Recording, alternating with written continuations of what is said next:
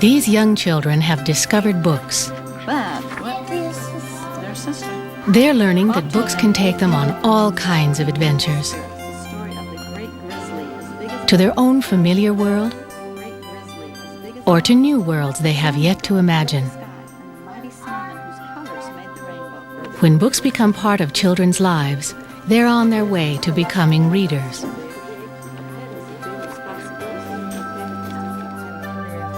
How do we get children interested in books? What sparks that enthusiasm for books and later for learning to read? What do you think? Look at this. Hello again. And now, do you like my hat? Getting children interested in books starts by simply reading to them. Reading aloud, just a few minutes every day. Where are those dogs going? Look where they're going. To the tree, to the tree. Okay. I'd swing with the yellow dog? Yeah. Okay. Me too. And you'd swing with that blue dog. That See would be that? Would you do that? See. This looks scary to hang by one paw. I would be scared. Too. I would have to use two paws.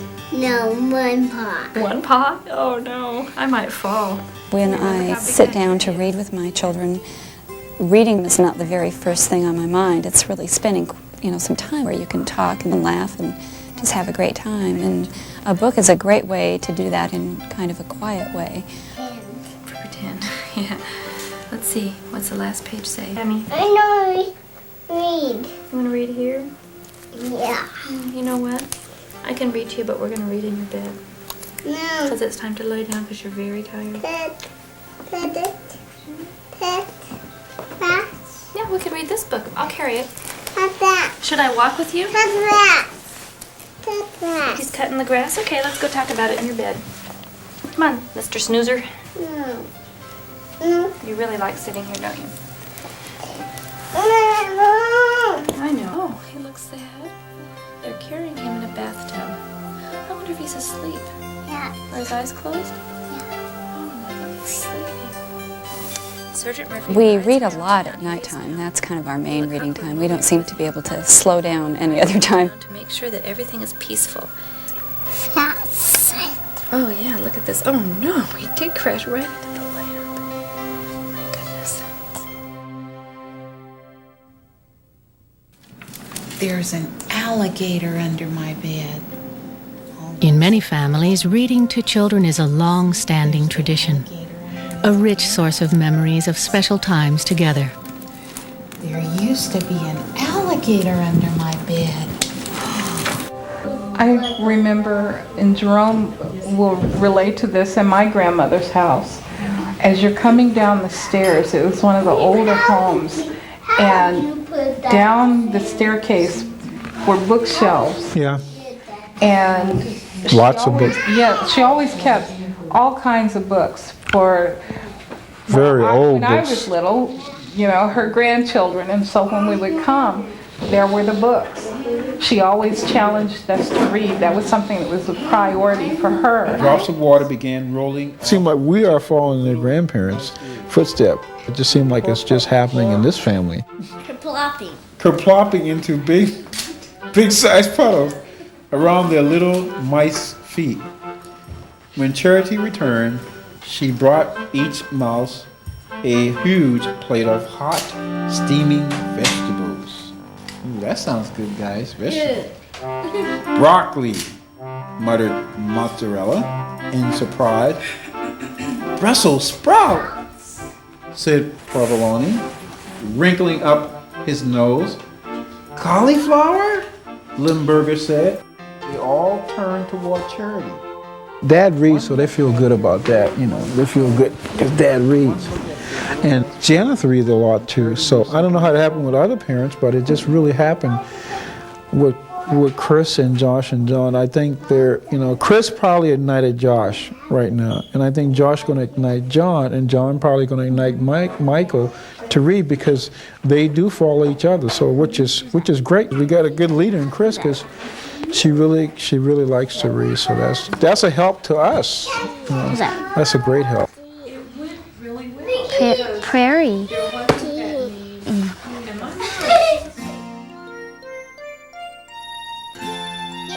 Reading aloud is special in many ways. It's a time to be close, to read books that both parents and children can enjoy. I find it fun to read to her. There's so many good books that many of the children's books clearly are fun for me to read. Once upon a time, in a big cave, past the volcano on the left, lived the Grunt tribe. There was Uncle Grunt, Aunt Grunt, Granny Grunt, Mama Grunt, and Papa Grunt. The smallest grunt of all was... Little Grunt. One Saturday morning, Mama Grunt said to Little Grunt, "Could you please go outside and gather 2 dozen eggs?" "Yes, Mama Grunt," said Little Grunt, and off he went.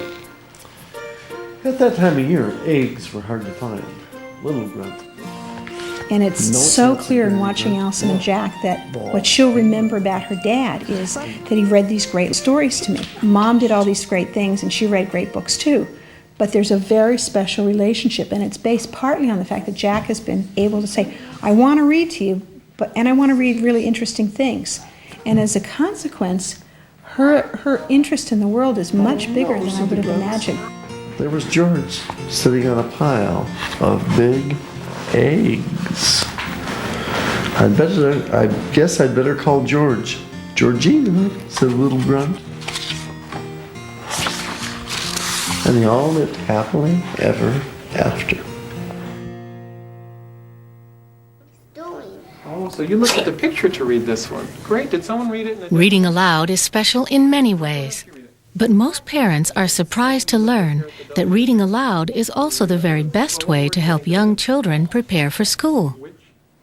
When children have an experience of books prior to entering school with their parents, they have such an advantage over many of the other children. They're coming in with a love of literature, a love of print, and a strong language base.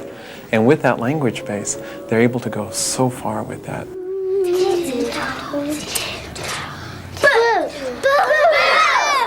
Well, how many tiptoes did we have to do, though?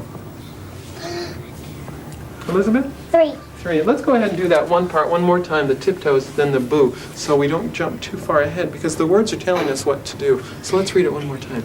Tiptoe, tiptoe, tiptoe. Yeah, so by watching the words, it kind of helps us know when to say that boo. Here you go, Elizabeth. The child that hasn't been read to who comes into the classroom, that child you then need to excite about books, but it doesn't happen overnight. And so as a teacher, I would spend more time with this child trying to develop that love of literature, that love of language, so they can get excited and interested about that also.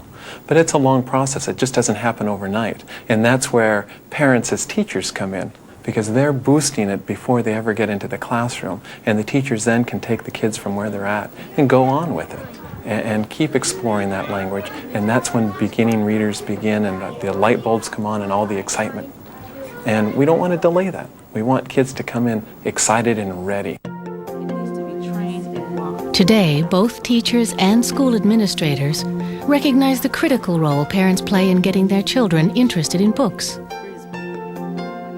We need parents to introduce children to books, because then children will value what their parents value, and the families are the role models for children. Parents show children that books are fun.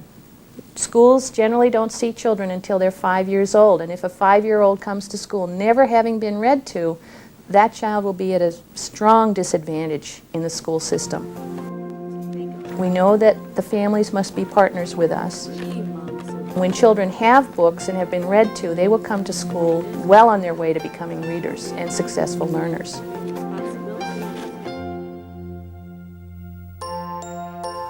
Read aloud time is learning time. When we read to children, they're taking in so much more than we realize. They're learning many new skills, and we don't have to teach. We don't have to push. It just happens. This baby has on socks. Let's check your socks. You have on socks today. There's that baby with a cookie and socks. That baby has a drink. There's a drink. They're outside. I see the flowers. Oh! There's the dog. There's the dog. He's running so fast. Here's the towel to dry off the baby.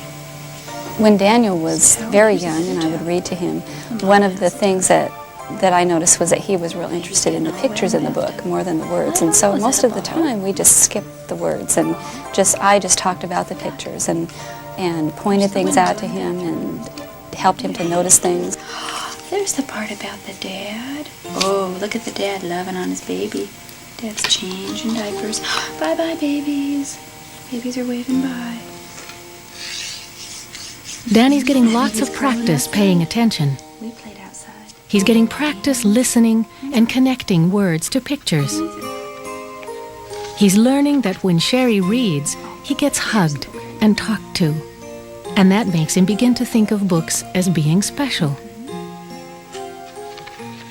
Sad-looking dog. Now that Danny's older, he can sit and pay attention longer. I'm happy as He wants to hear his favorite stories again and again, and he's learning all kinds of things, like more new words. They're very happy because that's a hump on his back. Hi. See, that's just the way he's made. See how he has, this one has a hump too right there. Quick as a Cricket is one of Danny's favorite books right now. And he's so curious, and that book really has a lot for him to look at. So he is always asking me, what about this? And what does that mean? And what does this mean? That is. I'm as wild as a chimp. Who's Timmy? A chimp? Do you remember seeing a chimpanzee at the zoo? Hi, It's those really silly ones. What's a chimp? Chimpanzees are monkeys. That's exactly right. These kind of monkeys are called chimpanzee. And remember how they were wild, jumping around in their cage? Oh, they did.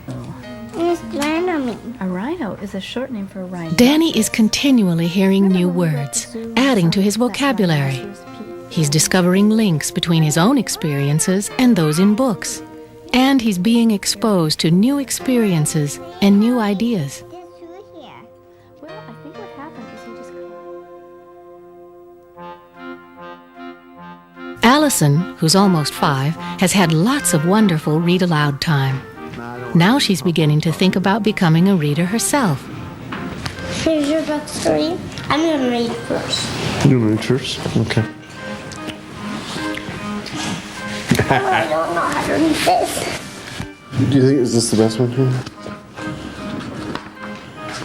What's this? Oh. Jolly Postman. The Jolly Postman. Oh, this sounds like a good time. The Jolly Postman. Once upon a time, the Jolly Postman came one day over a hill and far away to the Berenstain Bears. Recently, like the last month, for example, she has started pretending she's reading to us. She's done this occasionally earlier, but there's starting to be a pattern where she might say, would you read me this book first, and then I'll read it back to you, but read me the story first so I know what it says. It's about Goldilocks. Is it who wrote it? Goldilocks? Yeah. What does she say in the line? To baby bear. I am very, very sorry. I broke your chair. I hardly told your mommy makes it.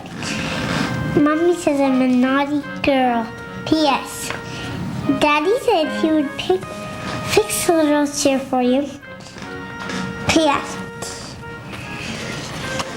Baby Bear can come to my party if he likes. I'll have 3 kinds of cakes. Okay. You want to read some more? I'm going to read the rest of this book. Okay. Great. I love how you read. When Allison pretends to read, it's clear that she's already figured out some of the rhythm and flow of written language.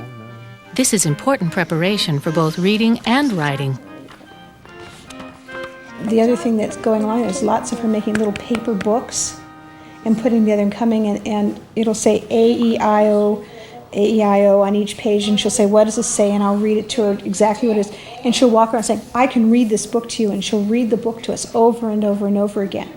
And she wants to take it next door to our neighbor Mary Lou and read it to Mary Lou, because now she knows how to read this book that she made herself.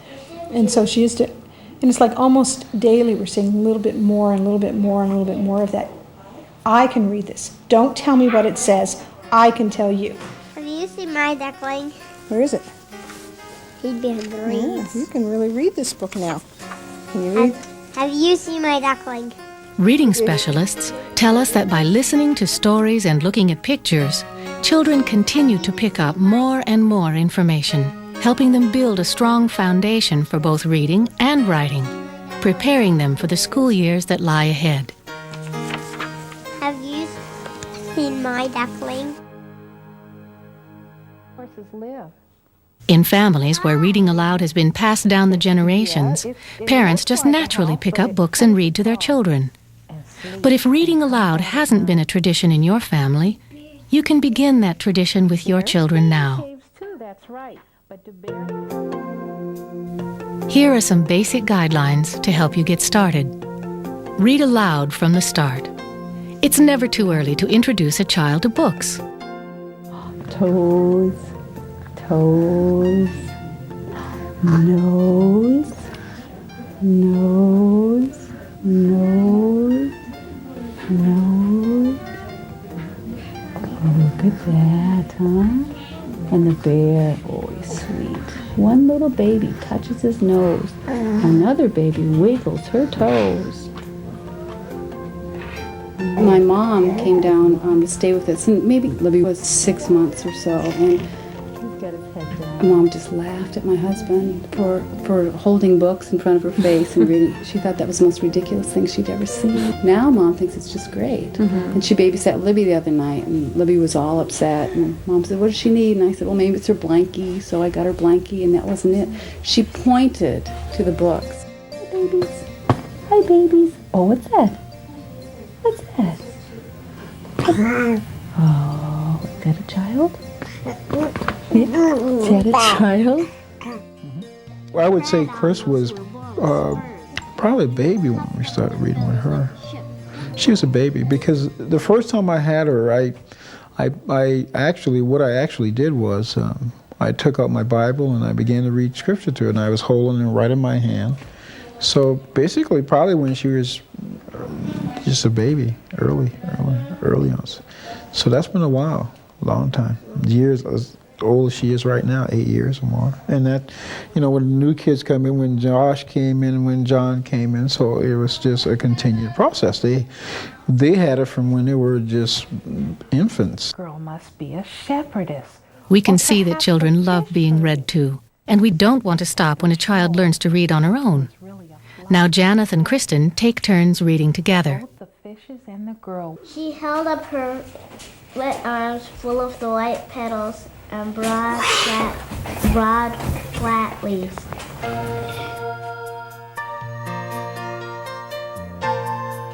Choose books children will enjoy. A good place to start is your local library. After all, library books are available to everyone, and they're free. Another Bernstein Bears, okay. Alejandra, you pick another book. This one too, Mom. Popcorn. No, Alejandra pick it. Okay. Here. There's such a wonderful variety of books for young children. Books to delight and intrigue them.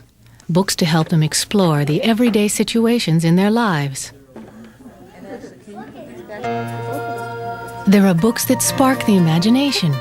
Books filled with discoveries, page after page, introducing children to people and ideas beyond their own experiences. There are books for every age and every interest, and your librarian can help you find the ones your children will enjoy the most. Do you know this story? Mike Mulligan? You know this story already? I know some. Would you like to pick one you don't know? Because you read that one to Mommy really well. Would you like to try this one? Do you know what this is? Great story. You've got some others here too. It says Moore's What we're doing in the library really is to show them a variety of things that they will be interested in. They need to love the books. And if you read to a youngster and they enjoy the stories and they enjoy the pictures, they'll come back and they'll be good readers too. So a kid that's read to usually is a good reader. Okay. Put them up here so I can check them out. There you go. A pocket for corduroy. And the Berenstain Bears. Wow, those are great library books, aren't they? And Chucky gets the Berenstain Bears. Thank you. Well, you're welcome. And another corduroy. Good choices. Okay. And then you come back to the library, okay? Try to read every day, because helping children learn to enjoy books and putting them on the path toward reading takes just a few minutes every day. The cheeses began to squirm in the pew. The more Charity played, the more excited she became. I don't think you have a general rule when you actually read to kids. You make the time. You make the time. It is important because sometimes we do struggle with that. When they're ripe and they're ready and you think, oh, I gotta do the dishes, I gotta do laundry, I need to put a load in, I need to do this, but you set priorities. Who lives here? See? Yeah, you can hold a book. Look. You can see the tunnel. They dug a tunnel all the way through here. Yes. There are studies that say if you read to a child 15 minutes a day, it'll make all the difference in the world, and it truly does. But again, I'm a parent. I'm a working parent. My wife works, and we go home, and sometimes it's real difficult to get that 15 minutes in. But boy, it's so important, and I'll leave the dishes anytime to snuggle up with my daughter or my son to read a story. You need to make time. Help children get involved. Encourage your children to discover books with you. Let them ask questions and tell you what they think. Let them stop at a favorite part, touch the book, or turn the pages. There used to be an alligator under my bed. Getting children involved in the unfolding story captures their interest and brings the book to life. What do you think happened to the alligator? It's under there. Let's see. Where it was. Oh my goodness, when it was time to go to sleep, I had to be very careful. He had to have a board to walk up on his bed. Let's find out why he had to be careful. Because I knew he was there. Oh, look, there's the alligator. He's peeking. Yeah, you can see his eye. He is peeking. Let's see what happened. Yeah, let's see. But they never saw it. It was up to me. I just had to do something about that alligator. What do you think he's going to do about the alligator? I don't know. We got step on him. So he had to put his board up so he could walk back down. Let's see what he's going to do. So I went to the kitchen. Mommy? Yes, I went to the kitchen to get some alligator bait. Let's see what he did. Let's see. He got some food out of the refrigerator, and then he took. Yes. He filled. What is this? What did he fill up? What's that? Stuff that he can eat. He left fresh vegetables on the stairs. Encouraging this kind of give and take as you read together makes reading time fun for children. And like anything that's fun, they'll keep coming back for more.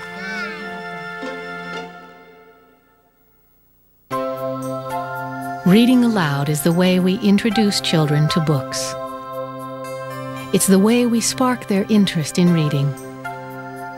It's the way we help them build important skills. The other thing about reading aloud to a child, this is your chance to be with your child who's going to grow, and they grow rather quickly. And for them, 20 years down the road, to say, I remember sitting on that couch and snuggling up with you and a good book. And now I'm doing it with my daughter or son. That's the most exciting thing about reading aloud. Reading aloud is one of the most important gifts you can give your child.